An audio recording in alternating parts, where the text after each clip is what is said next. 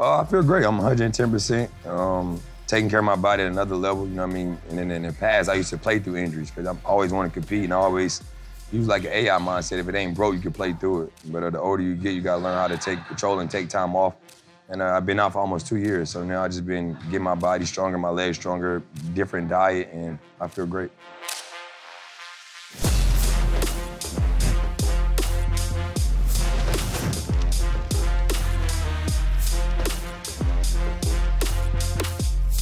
It's No Chill with Gilbert Arenas. I'm Mike Botticello right over there. We got Gilbert Arenas right over here. We got John Wall. You know, we're gonna call this, Gil, we're gonna call this a reunion show. Is it a reunion? Because I know you guys always are like brothers, you're always in touch. We can call it, we'll just shorten that, a union show for DC. Bringing you guys together. I know a lot of people are gonna love it too.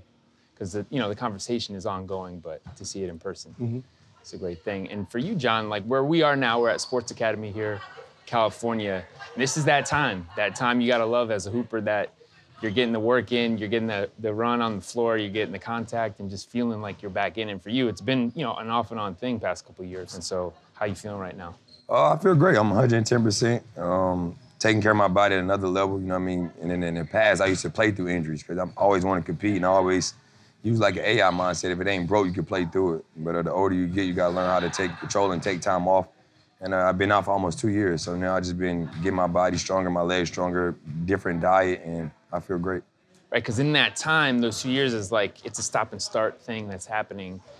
So where you're at, that gives you, let's say, a sharper mental focus. And Gil can relate to that too, being off and on in his time. Like, same thing what he said is like when you get injured, you're still in that mode of trying to keep your place and trying to get better, so you play through injuries. And that was my downfall with my injury, that I didn't take it seriously. Yeah. Like, as long as I can, they hit you with that, if your 50% is better I'm than, cool. I'm cool then, you know what I mean? And not realizing that, you have to get yourself in that 100% to do what you do best. Well, what changes, first and foremost, mindset? I wouldn't even really say mindset. I love to hoop so much. Like, my rookie year when Gil was there, I remember we playing the Bulls and I just contested a shot and I had a Liz Frank injury in my foot. I just snapped it. I'm like, damn, I'm only like 20 games in. I'm trying to keep playing. So he was traded by the time I think then, but I came back. There's no way in hell I should have played. Like, I'm literally limping on one foot, my foot like this big. I had 0 points in the first half. I'm like, oh, hell no, I can't do this. But in that mindset, you just want to play, you want to compete because you're so young. Like, you don't want to take that time off. That's the mindset I had.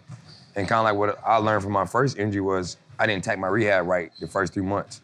And kind of like what Gil basically said, if you tell me I'm 50, 60, 70%, I'm going to play. I feel like I'm better than a lot of people at 70%, they are at 100%.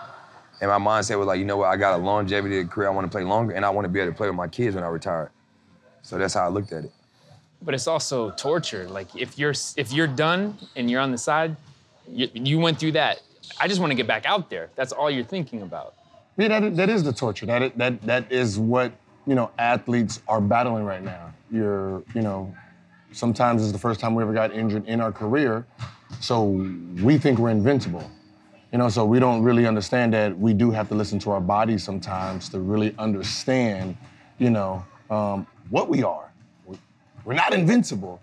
So, getting back to 100%, making sure you're healthy, making sure you're doing the right things is part of the process of just being an athlete itself. Here's the thing for you, though. And this is, I know you, John, you could probably relate to this, because the people that are telling you need to do this, the doctors and the physical therapists, they're telling you got to do this with your body, this is what you got to do to get there and get right.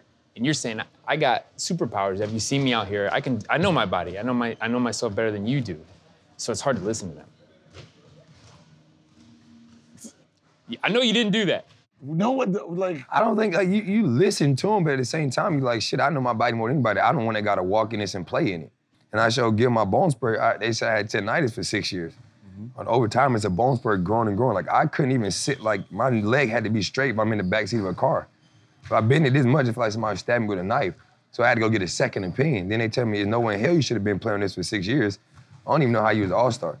So for me to be averaging 20 and 9 on one leg, I'm like, shit, imagine if I got 2 legs again. So at the same time, like, they make their decision. That's why you always got to get second opinion. A lot of times when we first come in, some people don't care about second opinion. They be like, first opinion, or I don't want to know opinion. I'm gonna just do my own thing. Sometimes the pride, you got to put it to the side. Hard head, make it soft ass.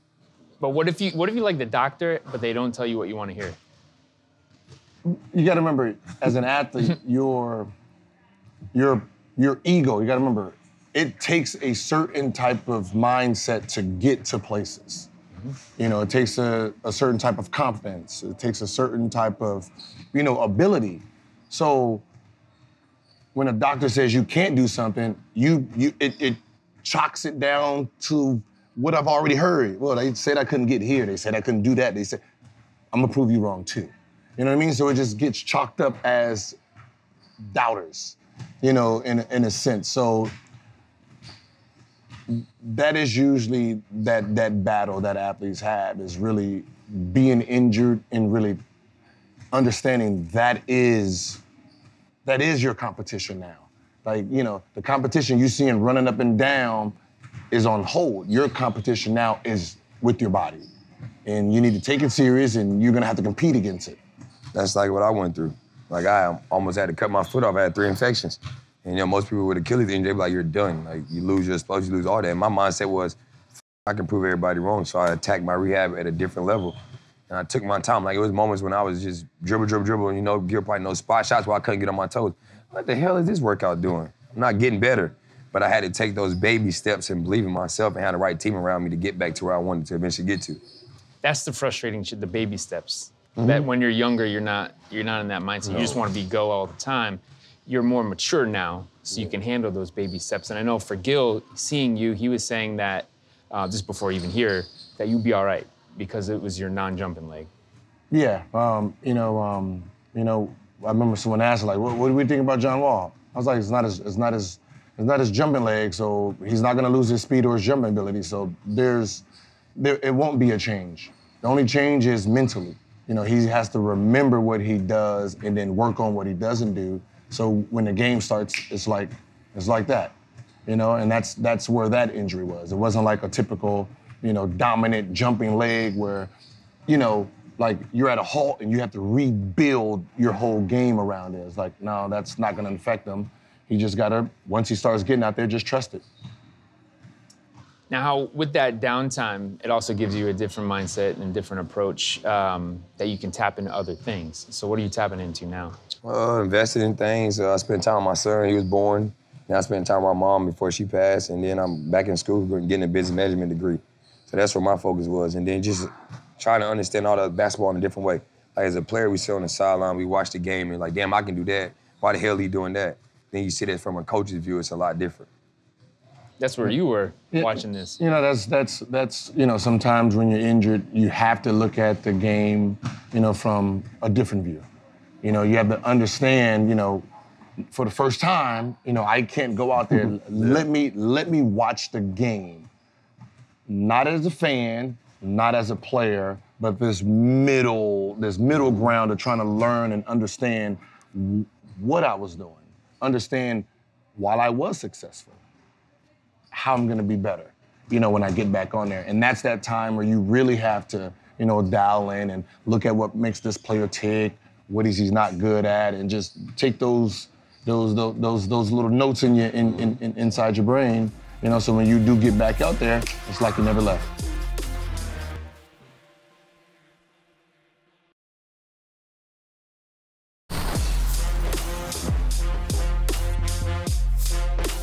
Because when else would you get that? If you're playing, you're always gonna go against that guy. Unless you're watching film, you're really not gonna sit front row and see them in person and study them. No, and then if you're a player, like I said, if you're injured, you're on the sideline, and you see somebody do something like that shit ass, I do so, like my mindset, like they say something to point guard that back me up, I gotta realize when I'm not playing, they don't do the same thing I do. So I have to allow them to play the game their way, play, but just try to help them out, what I see. Cause I'm like, damn, why he do that? No, I wouldn't did that. Well, he's not me. Like, that's the toughest part about it. So you had to strip the emotion out. Nah, I had to take, like, it's like a lot of players that retire can't be a coach because they feel like they still in that player's mode. Like, so they take the player like, damn, you supposed to do what the fuck I'm doing. You can't get it done, then I can't coach you. You know that. I can't put me into you. You gotta be you. And that's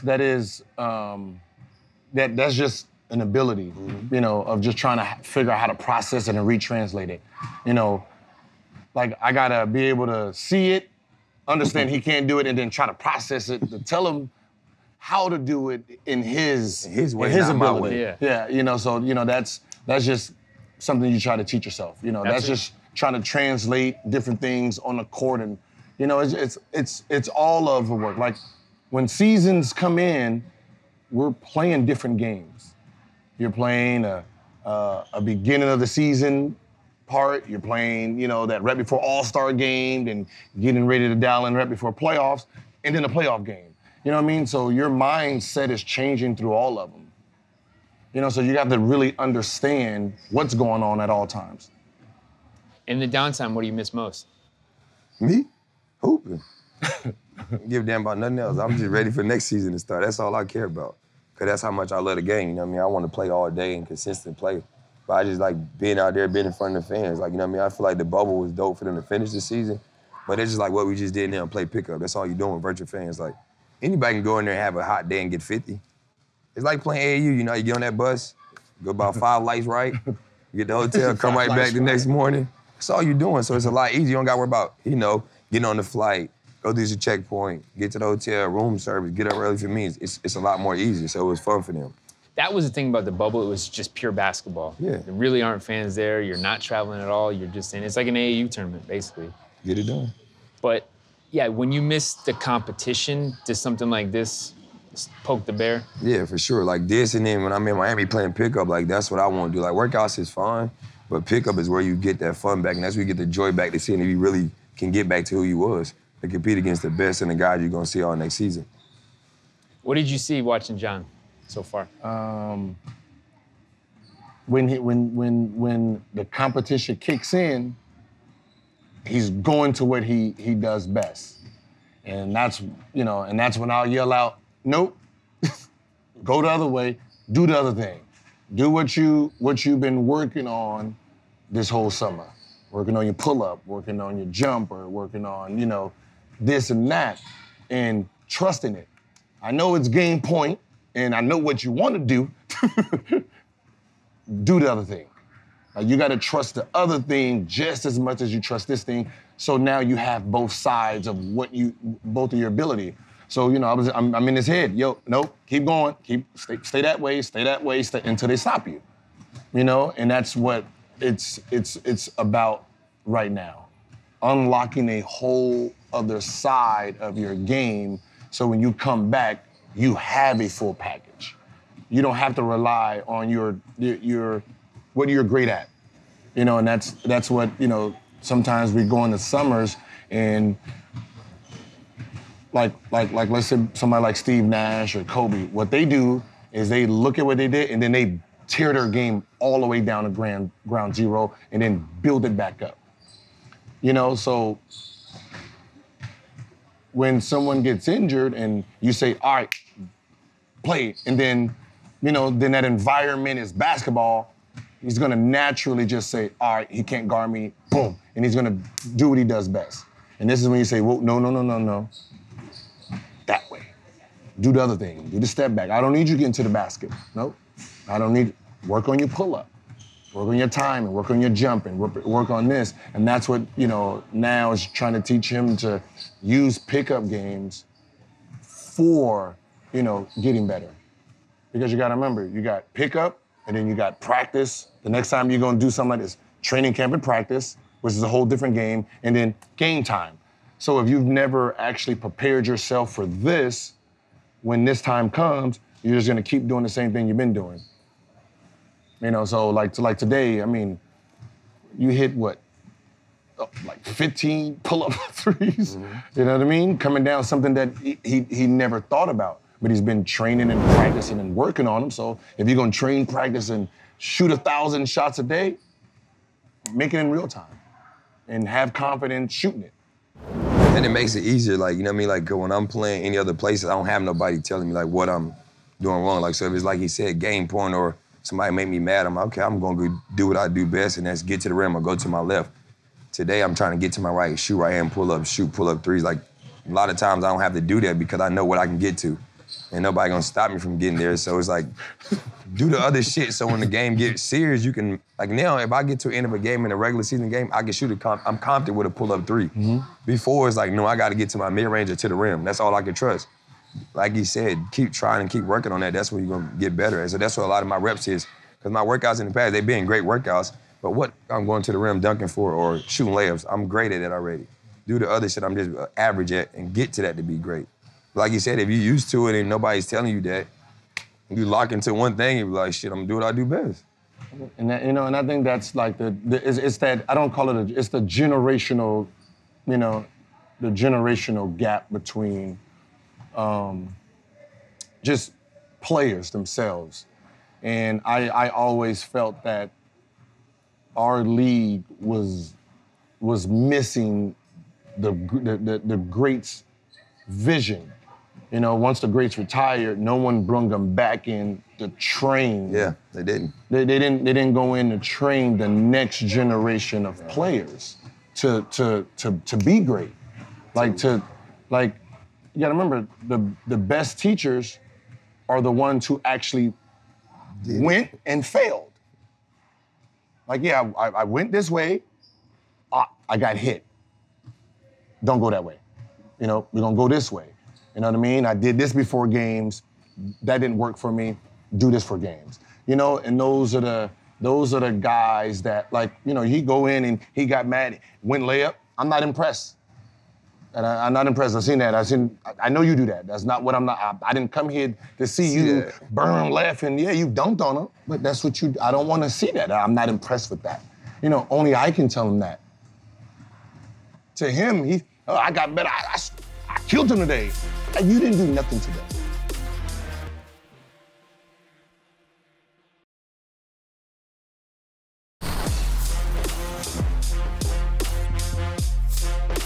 But you don't have a lot of people that tell you that, like you said. Like, that's one thing I can say is when I first came to the league, I'm like, damn, you work out, and you're like, damn, where the trainers at, where the coaches at? They wasn't there. You know what I mean? Like, early on in my career, we didn't have that. So if I'm not watching him work out, watching this guy work out, I'm like, where do I get better at, you know what I mean? And that's why I understand why a lot of the players that get away, these NBA teams don't bring them back. Like, you should bring these guys back. Like, they starting to try to do it a little bit more now, but you should do that. Like, it shouldn't have to take me to go in the summertime to find a Gilbert Arenas or a Mike Bibby or a Steve Nash to get better. I should be able to have them on my staff. You think maybe they just don't want to approach him? They don't think they're into it? No, I just think that just the level of, there's just these gaps of this person doesn't know this person. But it's superstar status. But you gotta remember, the general manager who was good, he's probably gone, and the next general manager probably don't have a relationship with this person. So there's misinformation, So like when I watch, when I'm watching these games, I have John, you have Kyrie, you have KD, you have IT out there, and my job is to poke them all.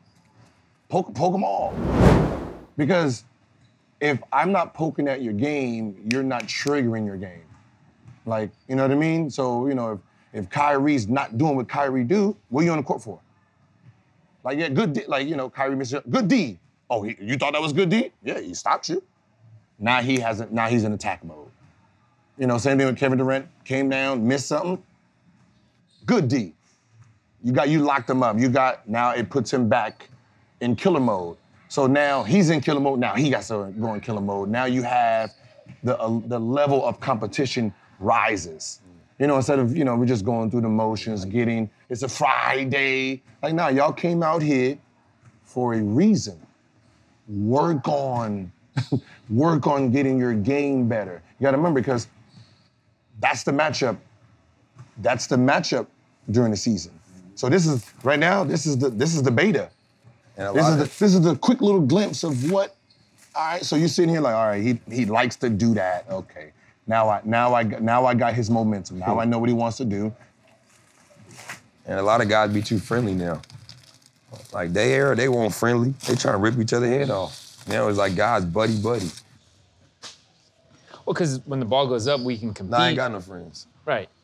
When it's over, we're cool. We're all here on the side. But that's the mindset. Like, it's like if I'm gonna step into a pickup game, I came in to get better. Like, if I want to just get a run, I can do that anyway. But we called each other for a reason. let's do this. You know what I mean? Let's go at each other. We have to get each other better. You know what I mean? Because you gotta remember, in practice, there's no Kyrie in practice. They ain't no Kevin Durant in practice. So when he go to practice, he's not getting that competition. So when he has it, he has to take it. Yeah. Because you got to think, in practice, you play with your starting five against the...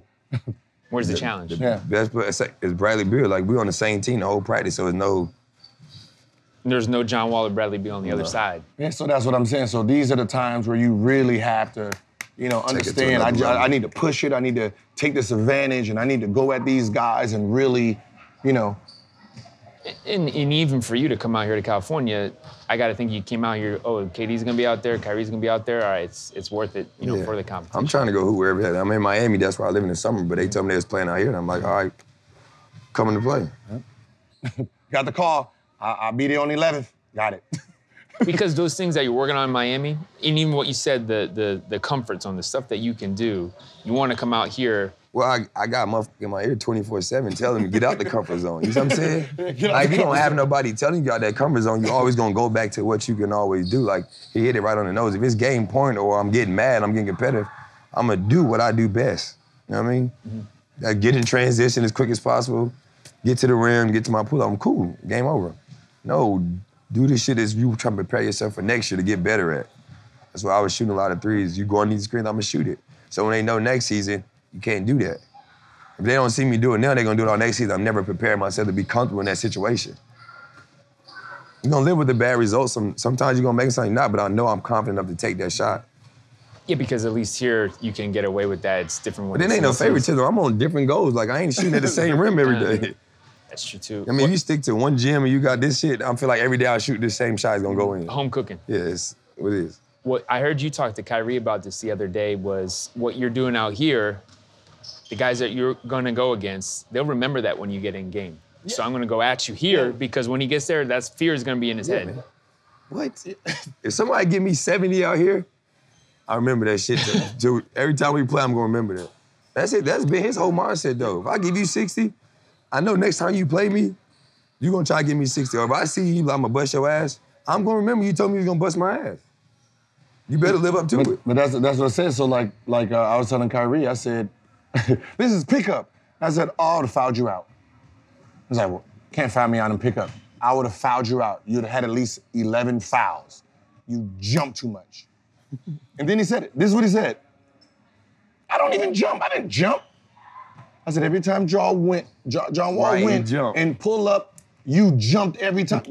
Because you don't know you jump. That's the part. You don't know you're jumping. So I said, I would have sensed what you were doing, and I would have pump fake, let you hit me, shot it, check it up. I would have did that to ground you. Now when I do decide to jump and pass, you're not gonna be there. So now when the game season starts, I done grounded you already. Because you already done remembered, I came, you jumped 4 times, now you're back to normal. Because whatever he's gonna do here, it's just, so when John Wall goes right to pass it, he's gonna naturally jump. Mm-hmm. So that means you're gonna, first time to do it, pump fake, he's gonna fall. Foul you, yeah. You said that the other day. Yeah. But would you do that chess move where I'm gonna give him something that he'll probably never see in reality? So out here, I'll give him this hezzy every time in the summer. We get in a game, he's ready for that. And then I never crazy saw thing it. is, man, you got the ball in your hands to defend at your mercy. So you can give him the same move every time here in the game, you can change it up and do the same shit, he's still gonna be stuck. Like if I did a move and I went right, left, and took off, and he got lost with that, I won't do it again. I won't do it again because the more I do it, the more he's adjusting to it. So now when we go into the real game, he's on that move. But what John's saying is to keep him at your mercy, you might show him that once and then save it for game winner. That's exactly what I just said.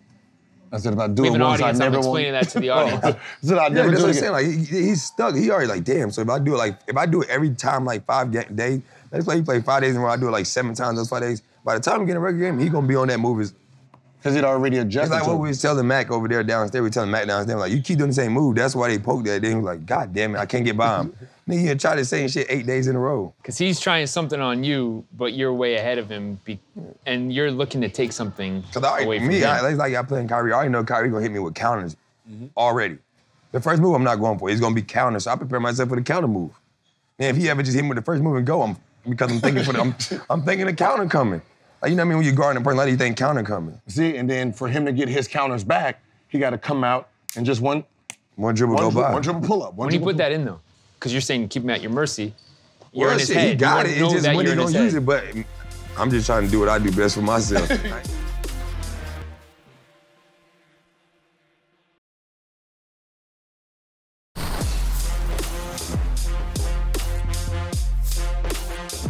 But you can see how the computers are running.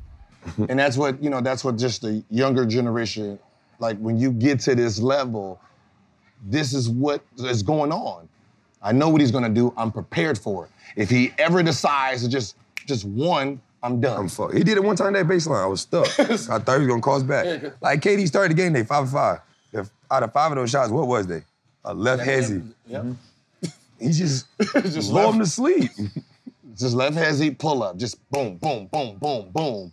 And then once he was on that, then he goes back to his regular stuff. Phew. You said he was gonna come out in attack mode, too. So Yeah, that's the scouting that you because that's his. It's the same thing in season. So in season, he's gonna come out attacking. He's gonna hit you first. Yeah. That's what he's taught. Hit you first, right? And then dial it back down, then hit you again, dial it back, and then go. So here, that's when I see him, that's all I'm waiting for. Because you gotta remember, he's coming off an injury too. So the mindset is the most important. How is he gonna start the game off? Lets me know where he's at this point. So you saw that and you said, oh so shit, as soon as he he's comes back. out, he shoots the first 6 shots, goes 5 for 5. Okay. Katie's back. Yeah, there we go. And As soon as he comes down, pop, pop, go. There we go. All right. So both the boys is back. You know what I mean? And that's just all you're trying to make sure. You're mentally back. You've did the physical part.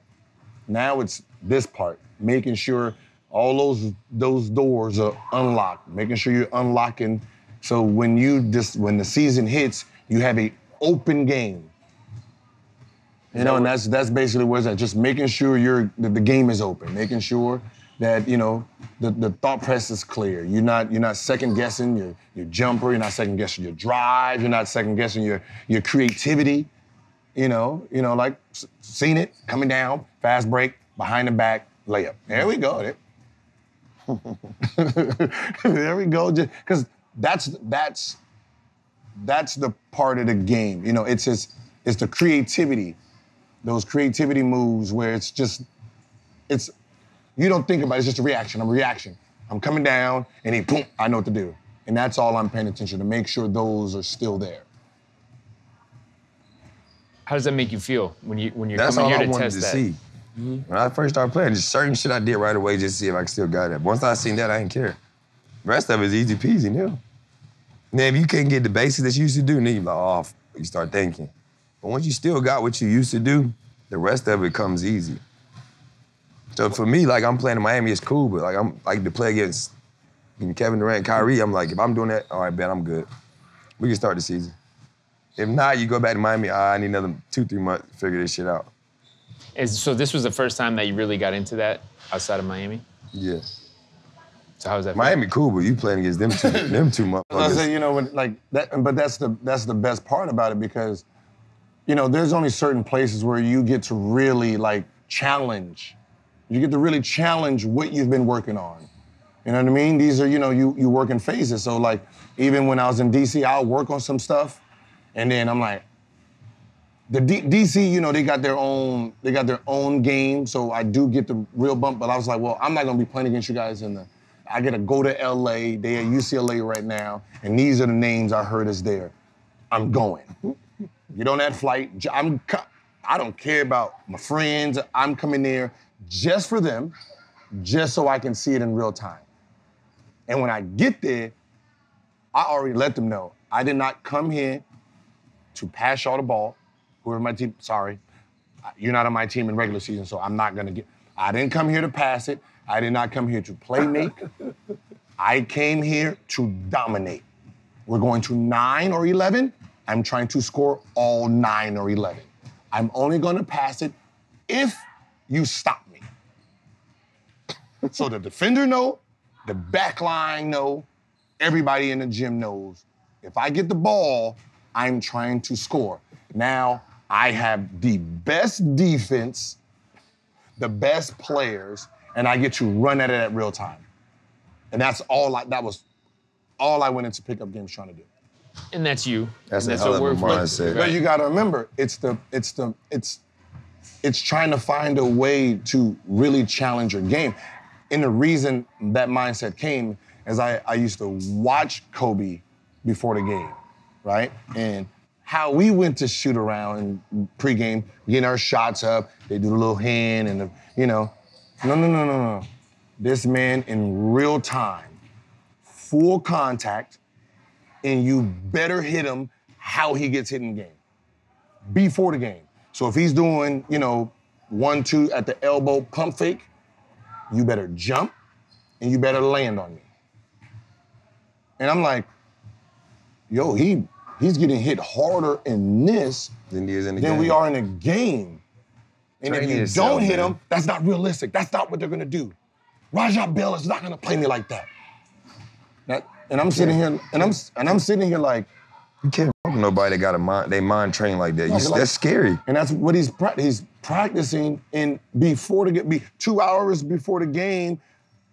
He's playing us, and he's over here talking about Rajah Bell won't play him like that. He ain't that nice. He plays me dirty. He's gonna pull me here, and then now he's playing. He's showing Damn, him how they do it. how he does it. He's gonna go here. He's gonna swipe this way. So let's go. And you're just watching it in real time. So now it's like, okay, I need to figure out how to mimic real game situations during my off time. And that's how I used to approach it. You know what I mean? And That it's mindset is crazy, bro. like with you get doubled in the game, right? Mm-hmm. I'll be yelling. Y'all Double. better double me. You see what I'm doing here? Yo, I told Kevin that day. You weren't that day. I told him, he said they double team. I said, shit, I'm getting double too. What the fuck is the difference? Because I know that in the game. That's why I'm like, I'm going to get double. Yeah, like, I'm going to get trapped in pick and rolls. double me. Y'all better double me or he getting ate up. So now they're on alert. The back line is ready, this and that, because I want to see in real time what's going on. That was the Devin Booker thing last summer. Yeah. That's, and that's, because you got to remember, if you really think about the real game, you got to remember there's a real game and then there's everything leading up to it. If we work out here and we have this rule, no doubling, right? Training camp comes. There ain't no doubling, we're just playing, putting in our plays, putting in our defense, getting ready. In practice, we're not doubling each other. No one's doubling them. So the first time they're gonna see a double is in the game in real They don't know time. how to react to and it. once you get hit with it, you don't know how to react. Why you So think you- half your game is done. Motherfuckers throwing the ball out of bounds, don't know, like. Because it's the first time you're seeing it in real time. They double, you're like, oh. A lot of people, when they in the post, like a big in the post, guard in the post, they never been double. They don't know how to get out of a trap, find the right guy they don't know. So you have to understand and realize this summer I need to really challenge myself in this. So if I'm gonna ever be working on one-on-one moves, I need to have 2 defenders on me.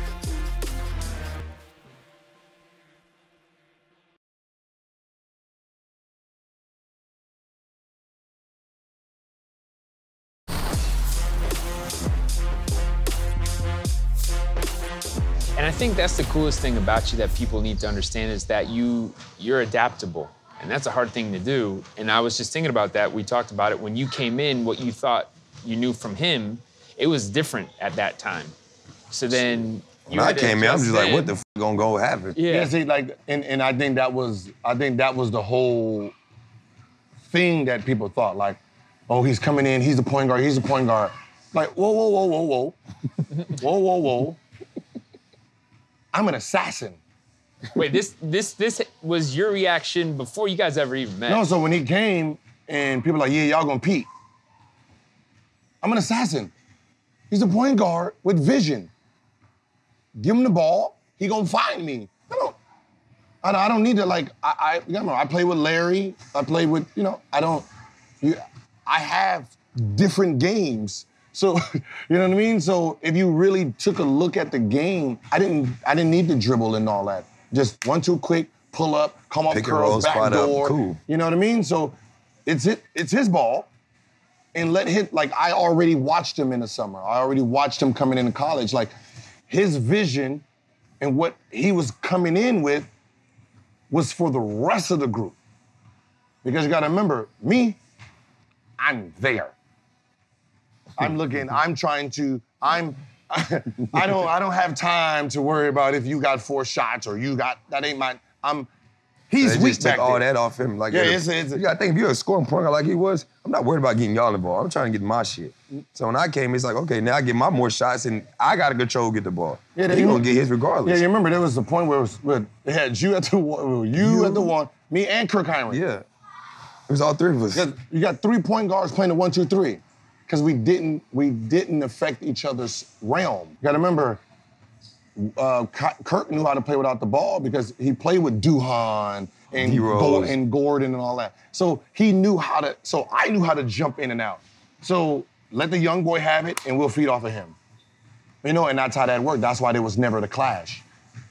But at first, you're thinking, so you're the alpha dog, you're the vet, and then you bring in, you know, the young buck, top pick. How do you? Oh no, I gave that shit. I gave that shit up. Hey, bro, this your team. Here's the keys. Don't worry about me.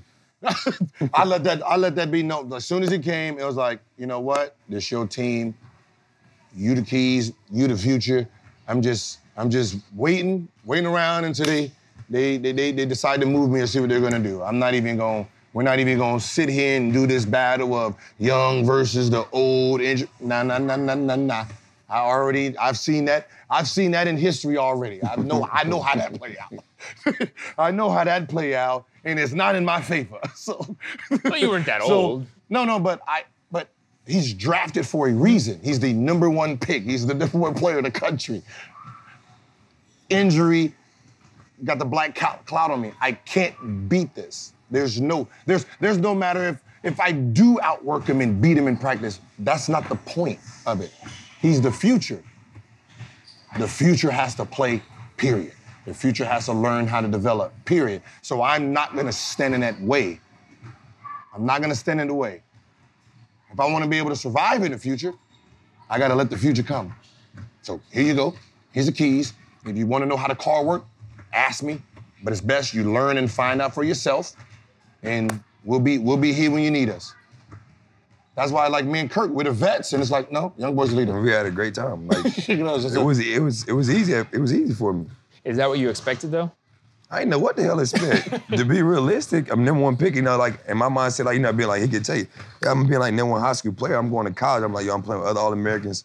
I'm like, yo, I'm gonna be talked about a lot. I'm not bigger and better than none of y'all. We all gonna make this shit work. You see what I'm saying? That's how I went into my shit in college. It was easier for me because I knew DeMarcus since he was 14.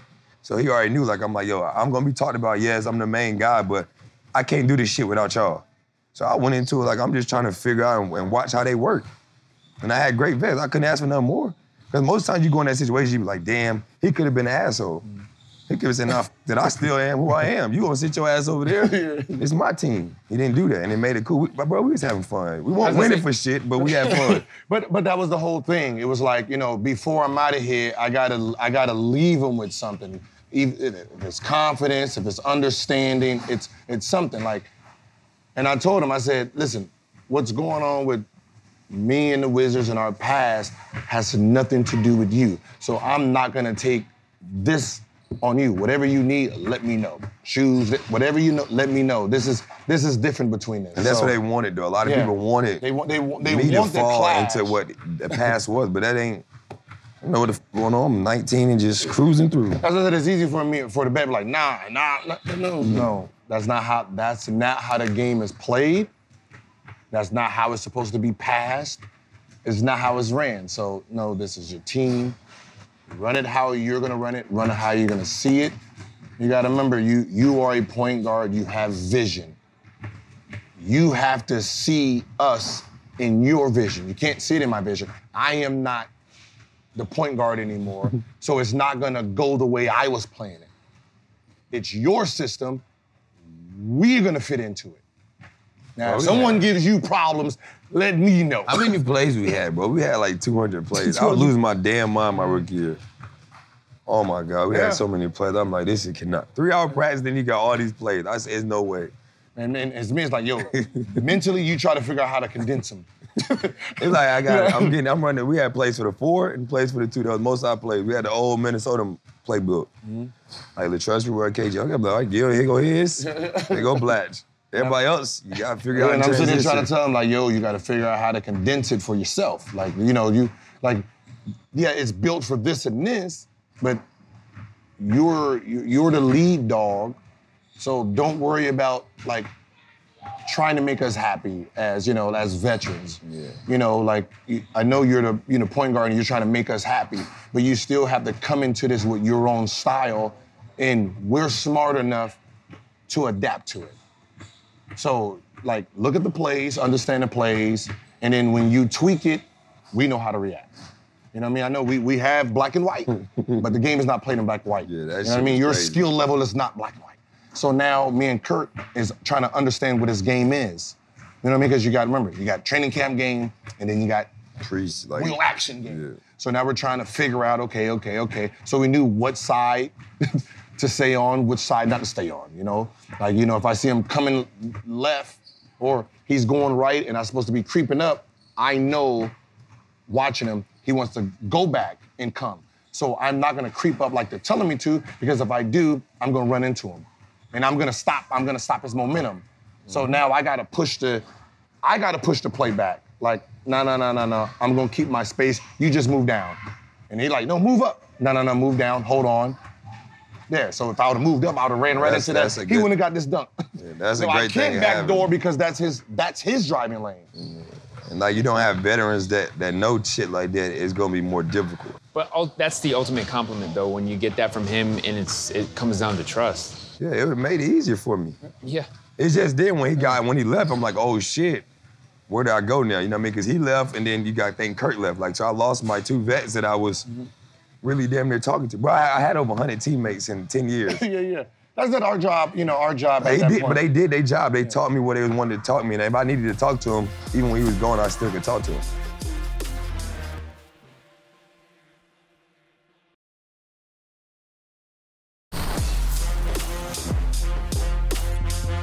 All right, one more thing before we get out of here. We do this, Ask Agent Zero. We've been asking you a lot of questions, throwing a lot of stuff at you. And I know you guys talk all the time, so there might be something that you've been saving for a special occasion. No, I got only one question I really got is, what was your mindset when it's like game-winning shot? Like, what shot did you want to get? Like most guys in game-winning shot, they always try to get to the rim. You know what I mean? Or they want jump shot. I want to know what your mindset was and what you thought in game situations. So, that's a good question, because the mindset for the game-winning all depended on what refs were there, what's their tendencies, what did I do during that game, right? Because if you got a ref that wants you to finish the play versus his whistle, if you drive and there's contact, he won't call it. If there's a ref who favors you, and it's a tie game, you're down one, you can drive and get that and one or the easy basket. How many fouls does this guy have versus that back line? You know what I mean? So what kind of defender is he? If he's on his back heel, is on his front heel, you know what I mean? So you're really trying to, but it's being processed before I even get to that moment. You watching the game, back and forth, 1-and-1. We up one, time ticking down, so at some point, okay, this is gonna go down to a last shot. Let me process the field. Like as many game-winning shots that the TV shows you. I spent more of my time game-winning free throws and game-winning layups. See, the layups and the free throws opens up the 3. Yeah, for sure, facts. So when people are like, yo, how does he keep, y'all know what he's gonna do? No, that's the problem. You don't. You're watching it on the TV because that's the highlight they're showing you. The last 3 games, I got to the bucket, got the free throw, had to win it at the free throw line, got this layup, and they're watching this, so he's already in backpedal.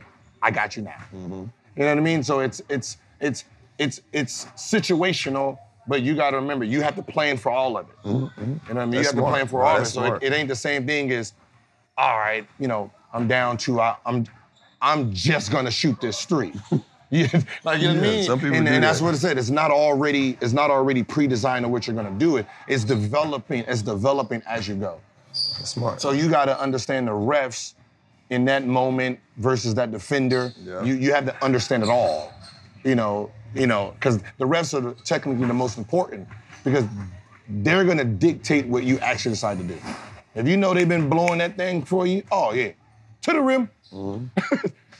But if not, shoot that jump shot. That's smart though. I never knew that. I asked a lot of people and they never could give an answer like that. Cause they mind say this shit. I don't get called when I go to the rim, so I'm gonna shoot a jump shot. But like you said, if you got a ref on your side, shoot a jump shot for. I feel like he would have told you that already. I never really asked that question. At that point, you had a lot. No one gotta remember. No one asked certain questions because I really ain't never been in the moment like that. But now I be in the moment more and more, so I want to know. Because you gotta remember, natural ability and natural going straight defense. to the rim. Natural defense. I'm more afraid of you drive. You gotta remember, they're more afraid of you driving versus you hitting a shot. Yeah. Because you drive, I actually gotta play defense. If you shoot a jump shot, all I gotta do is contest. Yeah. You know what I mean? And I made some jump shots in big moments because guys scared. And I'm like, all right, they contest. They'll live with that more than me getting to the rim. Yeah, see, so basically you already know that worst case scenario, I can shoot a jumper because he's already on the back part of his pedal because he don't want to play defense. Like, yo, shoot it. Then you got certain guys I ain't really gotta get embarrassed. You got certain guys that's gonna fake pressure defense, and some guys that really Play defense. gonna play defense.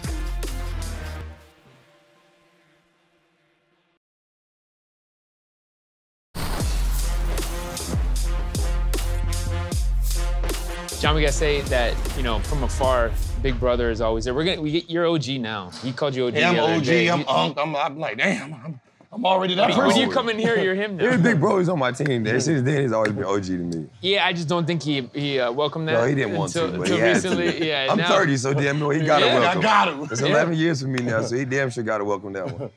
There you are. You're Unk Gil. Nah, I ain't call him Unk. God damn. No, you getting that now being too. called He get called Unk for sure, though, yes. That's Uncle Jermaine ugly ass over there. Well, Unk, OG Gil, he's been watching you. You know, Unk is always watching, and he's really proud of you. I don't know if he ever tells you that, or he probably doesn't tell that enough, but this was fantastic. Appreciate it. Thanks, John. Good old day. Keep on going. Keep on going. Well, there you go. We did the reunion show. That's for DC and everybody else that want to see the brothers back together.